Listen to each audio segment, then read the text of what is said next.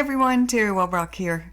Just wanted to take a minute to talk to you about the exciting news that my fourth audiobook has been released and is now out there in the world of Audible.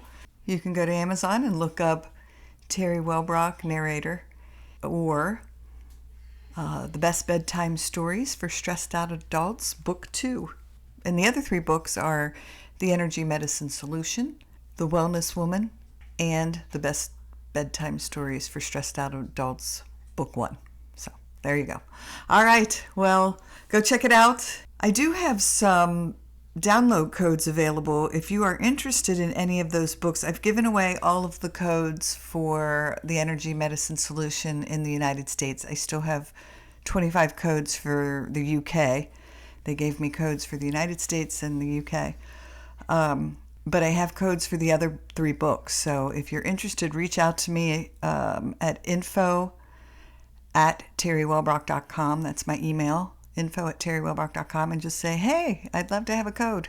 And I will send you one. First come, first serve. All right, thanks. Enjoy the show. Welcome, everybody, to the Healing Place podcast. I'm your host, Teri Wellbrock, and so very excited to have with me today Rosie McMahan, and she is counselor, educator, trauma survivor, healing advocate, and author. So welcome, Rosie. Thank you. Glad to be here. I told everybody, well, I told Rosie before we hit record, there is a huge thunderstorm happening on Hilton Head Island right now. So I can hear it like boom, boom, boom, boom, but I'm thankful I have a good microphone and it's not picking any of that up. So No, you sound very clear. Well, good. Well, if my walls start rattling behind me, it's not a ghost in the room. It's it's just the thunder rolling through. So, well, yeah. So I know one of the things that we want to dive into, and why not start with it because it's always fun, is you've written a book, a memoir. So talk to us about that and how that came to be. Okay, sure. So the book is Fortunate Daughter, a Memoir of Reconciliation, and it came out in the spring of 2021, which was a little too bad because I could only do things virtually to announce it, but I did, and now I'm doing all sorts of live in-person events, and that's been great. And I started writing it many years ago, maybe almost 15. And I've written other things, but I kept working on the memoir because A, it was good for me to write it. And B, I was learning a lot about what this story means in the world. And I was operating with a certain assumption that I kept checking. And the assumption was that there wasn't another story like it in the world in writing. There might be another story like it. In fact, I suspect there is, but I haven't come across one, in a book that I've read, and I have searched. And I guess you could say I'm also still searching. And we could sort of discuss why it is. But the thing that is unique about the story, and the reason that I then moved from writing it to trying to get it published to getting it published, is that I wanted to insert the story into the dialogue about all these things: repair, renewal, restorative justice, healing, forgiveness. I want this story to be part of that dialogue, and I think it is becoming that, and it's very exciting to me to meet the responses to the story.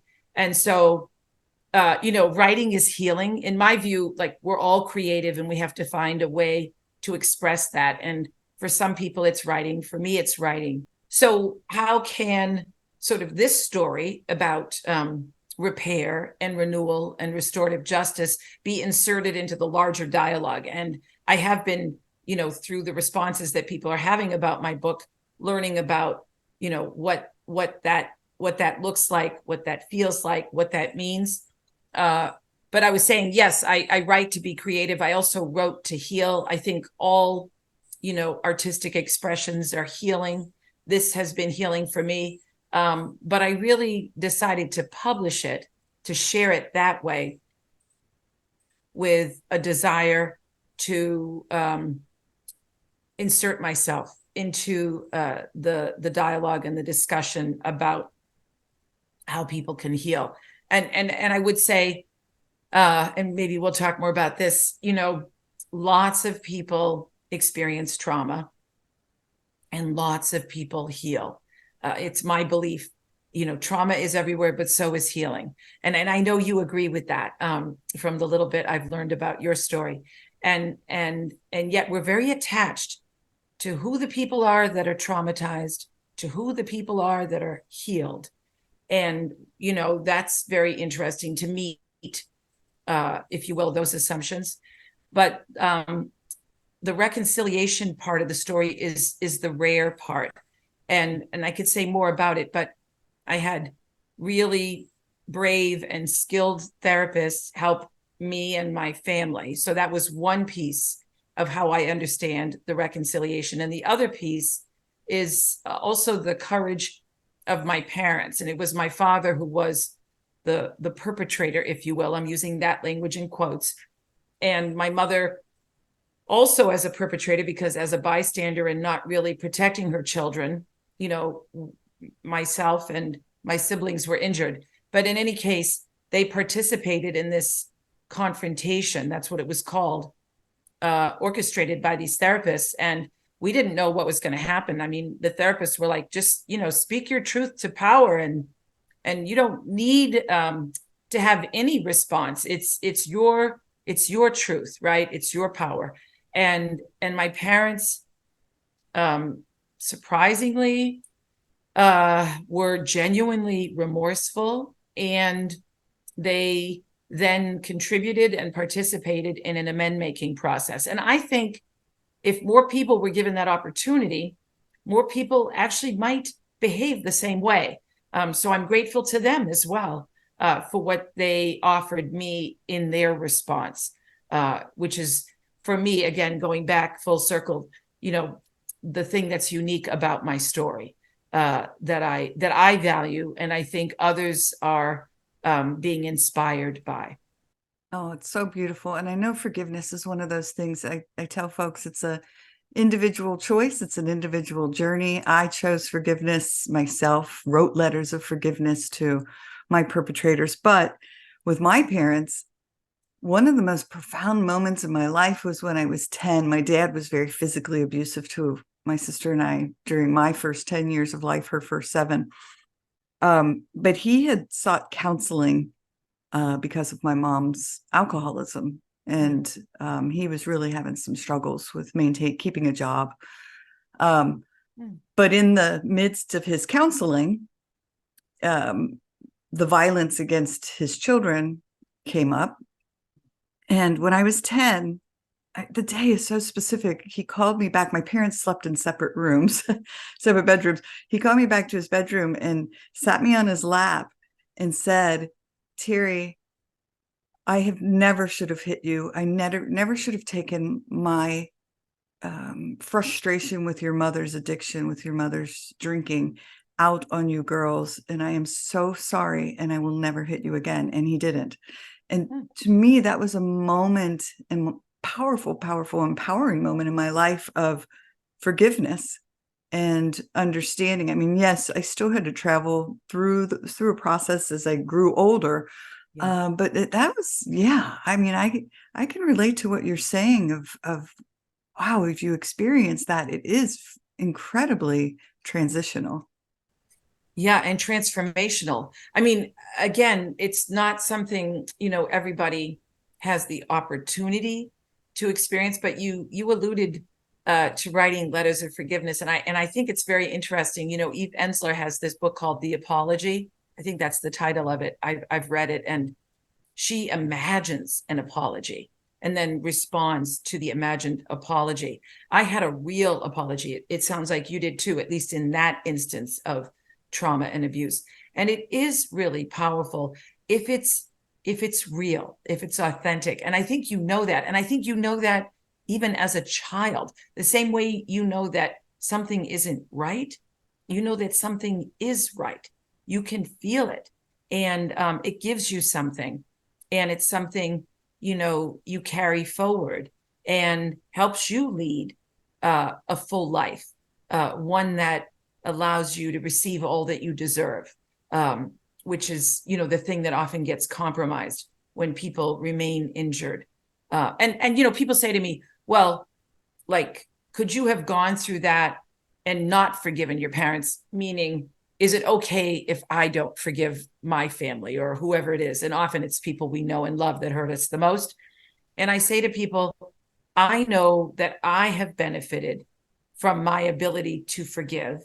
I know that forgiveness happened in a context of getting support for that to occur. But I don't know, A, that it's an option, and B, that it's required. Yet it does seem like, I don't know, forgiveness does allow your heart to get a little bigger. And there's more room for other things when we are able to have that experience. But I would never want to say, it's required to grow and heal.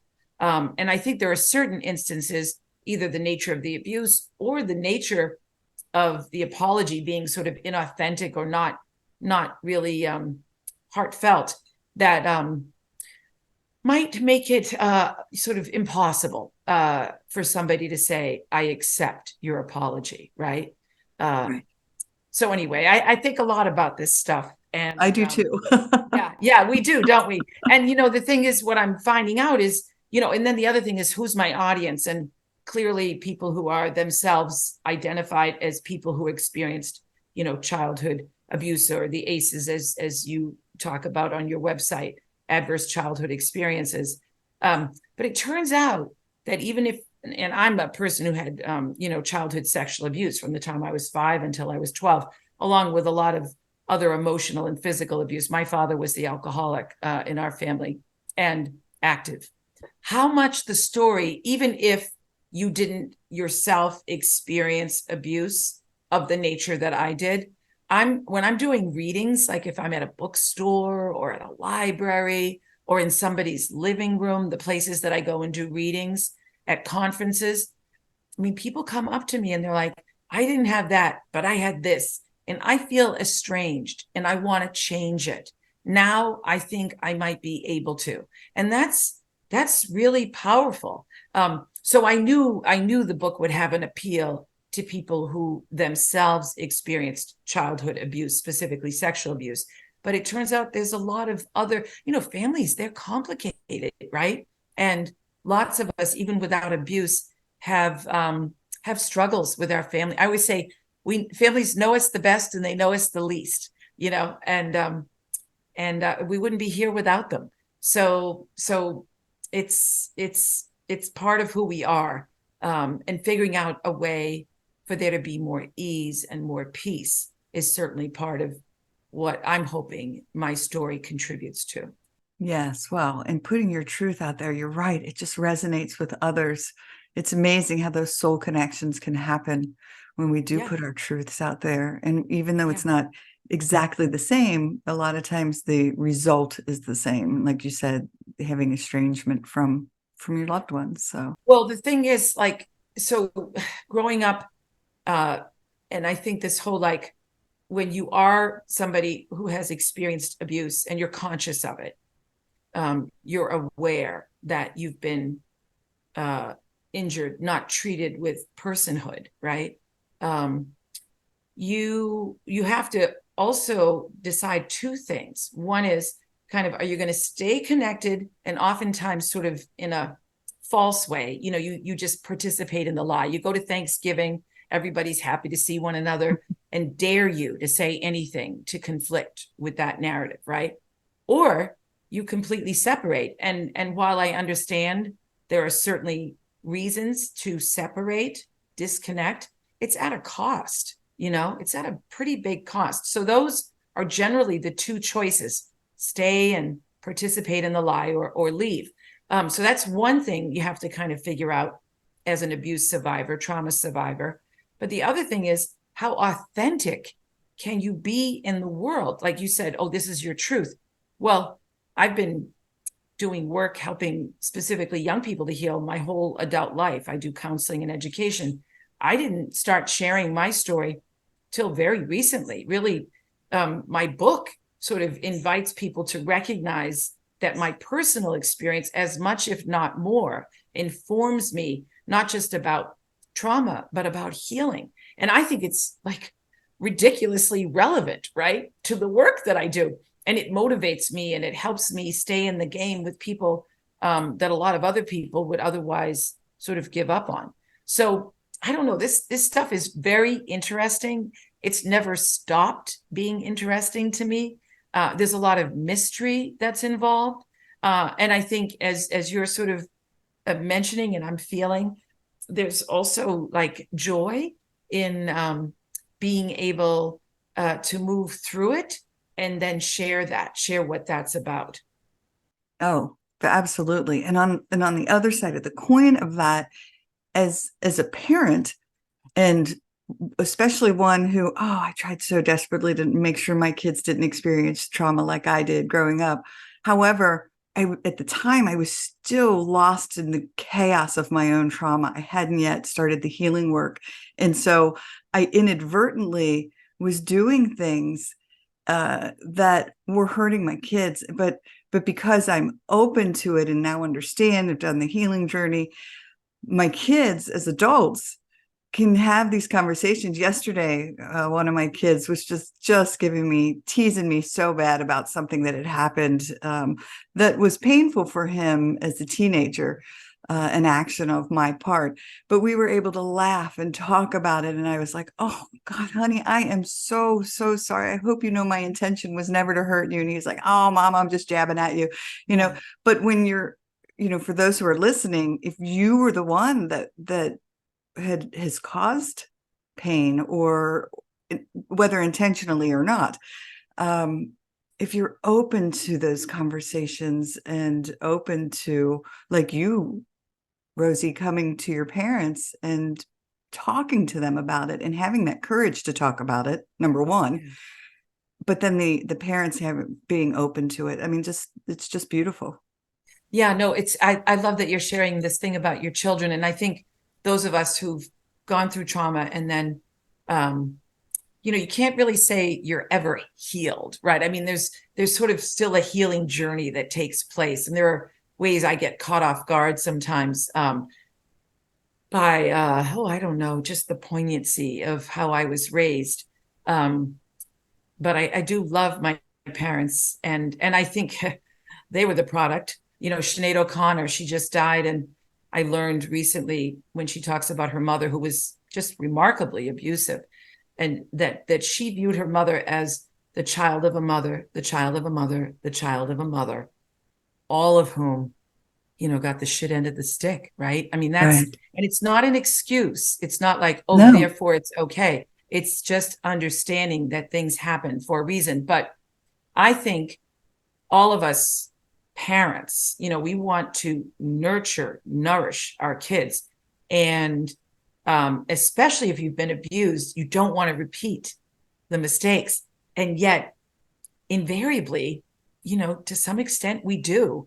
And we have to be grown up, and we have to have sort of the courage to admit it, and be glad that, and in my case, if I looked at my genogram, I can sometimes joke about this with my sisters, the legacy of childhood sexual abuse is just ubiquitous. If I did a family tree on both sides, and yet when we had our kids, my sisters and I have a brother, but he has cognitive and physical disabilities and is not partnered. But my sisters and I each had 2 kids, so 6 grandchildren. The legacy of family childhood sexual abuse was interrupted. Yeah. Like, that's huge, right? Yes. I mean, that's just gigantic. And so we want to nourish our kids, and yet we still make mistakes. But if we can interrupt these legacies, and I think people sometimes get caught in this idea that, well, if my father or mother treated me this way, then I guess I'm doomed. And I'm like, no. I mean, there are things, we can't control for, and gestures. I mean, as I'm talking, you can't see, I'm using my hands. I'm half Italian. Like, there are all these things that just are part of me, what I did inherit. But around the hurtful things, as much as I can, I am I have young adult kids, children who aren't in fear of being abused by their family of origin. And I'm very relieved and grateful and amazed that happened. Yes. Oh, I'm so glad you brought that. That is really an aha moment for me because, as I've traveled the parenting journey and watched my children step onto their own healing paths from things that they've experienced both with through their family and outside of, because life happens. It's been so beautiful, but I see some patterns, and so we talk about it. They're very open to talking about it. But I love it that you just brought the attention to that's one of the things that was like, no, the wall, like that was not happening anymore. Yeah. Break. But I love that you also mentioned it. There's our family, and then there's, our community, and then there are people we don't know. And there's all sorts of ways we're vulnerable. And in reading a little bit about your story that you've chosen to share publicly, it's interesting. My kids have, they found out about our family history, a lot of it, frankly, when the book came out. Because, like, whatever they knew, they didn't know the specifics. But we thought, well, when the book is getting published, I should tell them, and then they can choose to read it or not. But where I was going with this is there are, well, certainly other places in their life that they have no control over. And I'm going to say something specific to being female in this world, which is, I think we're uniquely vulnerable, especially. And so anyway, I ended up sharing with them other things that happened to me with other people. And I don't think that's unusual. I think actually, they talk about people never just liking, one drug. You're usually a multi-drug user or whatever, but I've done stuff in addiction. I mean, I think, we get hurt in a variety of ways, and around sex and sexuality, the world's kind of messed up about what's okay and what's not. We talk out of two sides of our mouth, right? We say absolutely not okay, never. That's the worst thing anybody can do. But we have, an epidemic. If 1 out of 4 and 1 out of 6, according to FBI statistics, says anything about how common it is, it's way too common. Yes. So we have more work to do. We definitely have more work to do. Unbelievably more work to do. Yes. Yeah. Until it's zero. Yeah. Yeah. Exactly. Right. Yeah. Until people are really, I know all this talk about safety. I find that really interesting. Are you safe? I'm like, well, I don't know. I mean, sometimes I think I am and I'm not. And sometimes I don't think I am and I am. I mean, it's really, organic, this concept of safety. It moves around, and it's not static. It's not static. Right. My one of my children had gone off to college and was enjoying life as a freshman, and then came home and said, I quit. And we didn't understand for a long, long, long time. But a friend of his had, at the time, undiagnosed schizophrenia, and had told my son, Satan's telling me to kill you, meaning kill my son, but I'm going to kill myself instead. And then he did. And so my son was walking around with this survivor's guilt. And so there was this horrific trauma that had happened to this kid, outside of, our family unit. And he was carrying the weight of that. And I mean, we knew this boy had killed himself, and my son went through the funeral and process and all of that, but we didn't understand the extent of it because there was just a weight that came with it. Of his relationship to that person. And that speaks to this other thing I think you might know about, which is whatever we do to tell our kids, to tell us if and when anything happens. And I think we have to just accept that this is normal, that this is just human nature. Yeah. Kids privatize a lot of their suffering. And there's different reasons that they do that. I mean, sometimes it's because they don't think it's going to do any good to tell. But other times, they want to protect you from thinking that they're at risk of being injured. They want to protect themselves from this idea that they're weak for having been injured. I mean, there's so many reasons that I think our children don't tell us everything. And, us having to come to terms with that when, in the example you gave, it's a big decision to decide to leave school. But once you find out the context, you're like, oh, now it makes sense. It's that thing, that I was saying, things happen for a reason. Right. They really Right. do. Yeah. Oh, yeah. And to watch him travel his journey of forgiveness with this young man, this friend of his, and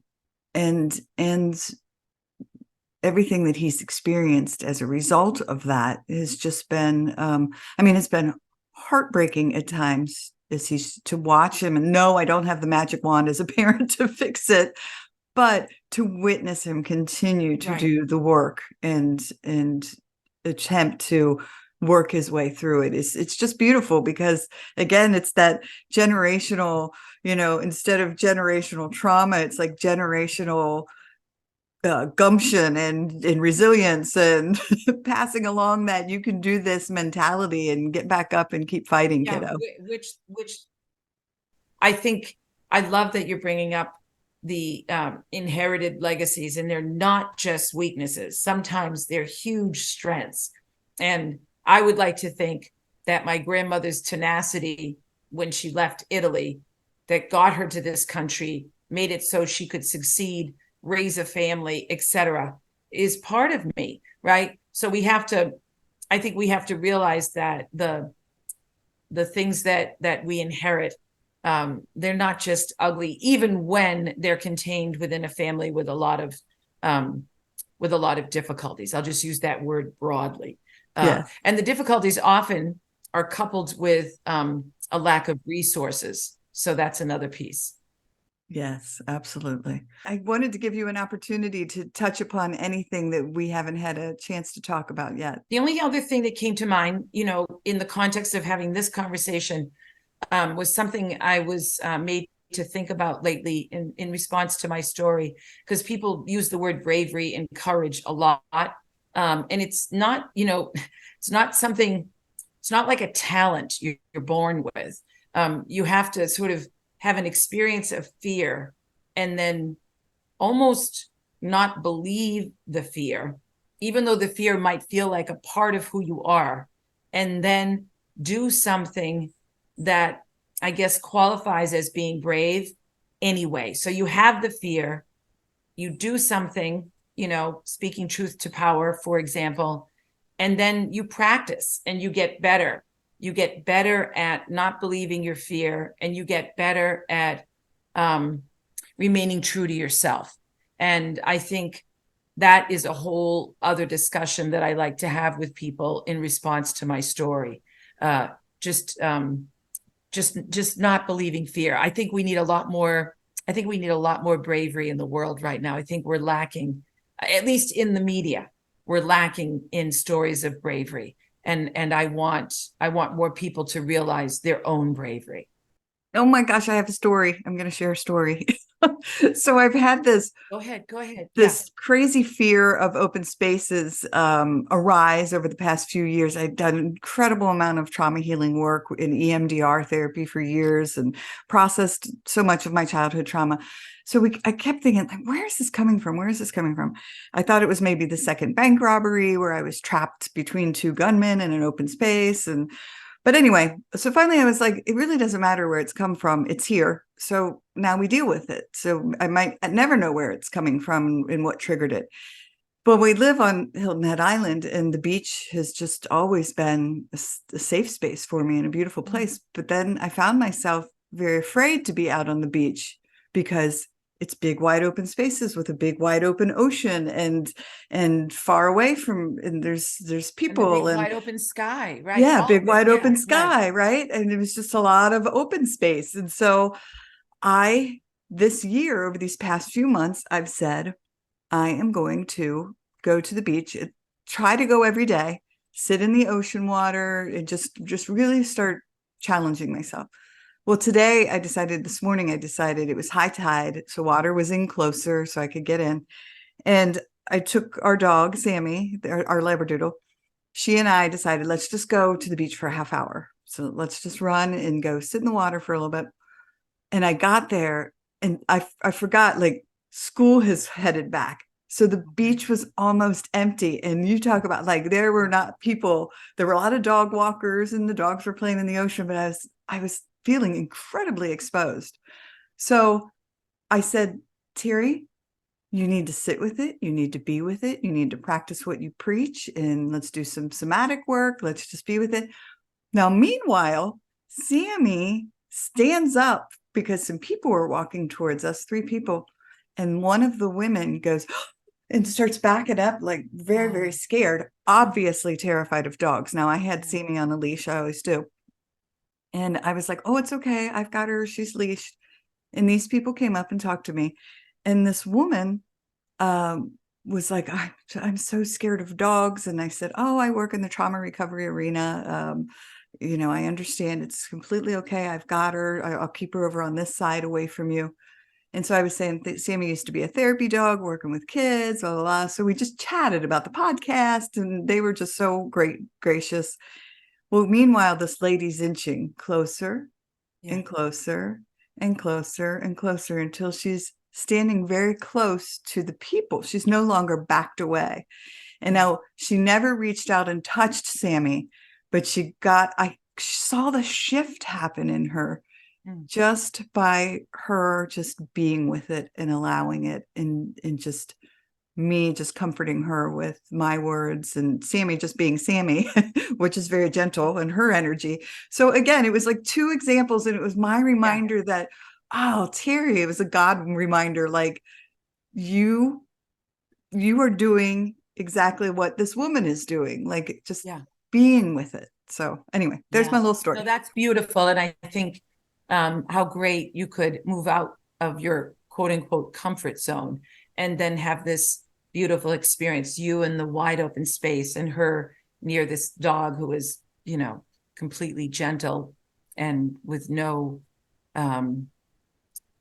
threat, of causing harm. Yeah. It's about being in reality. If you think about it, right? Just what is really going on. And if there's not anything to be afraid of, to be able to take in what's happening, we're able to be more present. So thank you. Yeah, that was a great story. Oh, well, thanks for letting me share and throw my little story out there.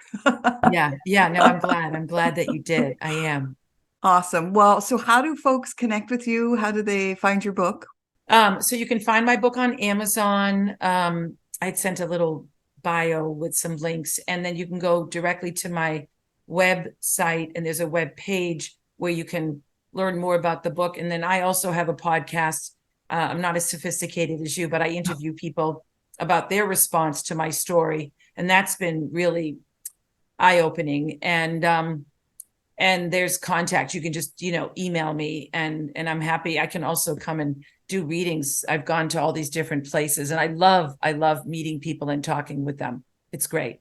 Oh, that's awesome. I love it. Well, what a cool idea for a podcast. I love that idea of listening to the readers, really. Listening to the reader response and then having discussions. And everybody I talk to, has a different vantage point, and it's beautiful. It's really beautiful. So yeah, Fortunate Daughter, a memoir of reconciliation. Wonderful. And what's your website? It's Optimistic Options. I love that too. When I saw it, I was like, that's so cute. Yeah. Yeah. I'm all about it. I love it. Sure. All right. Well, it's just been a joy to have you. Thank you for sharing your brilliant insights and wisdom. It's just been wonderful. Thank you. Yeah. It's been a pleasure talking with you, Teri. I'm glad you're on this journey. Yeah. Oh, thank you. Thank you. All right. Well, everyone, thanks for joining us today on the Healing Place podcast. And remember, until next time, be gentle with yourself. Thanks. Bye-bye. Hey, everybody. Teri Wellbrock again. Just wanted to thank you for listening to the episode today. And remind you to visit my website as well, teriwellbrock.com. You can sign up for my monthly Hope for Healing newsletter, which is also jam-packed with information and strategies and blog pieces and guest blog pieces and links to shows. Thanks for, again, being here and being a part of this healing space. I very much appreciate you. All right. Bye-bye.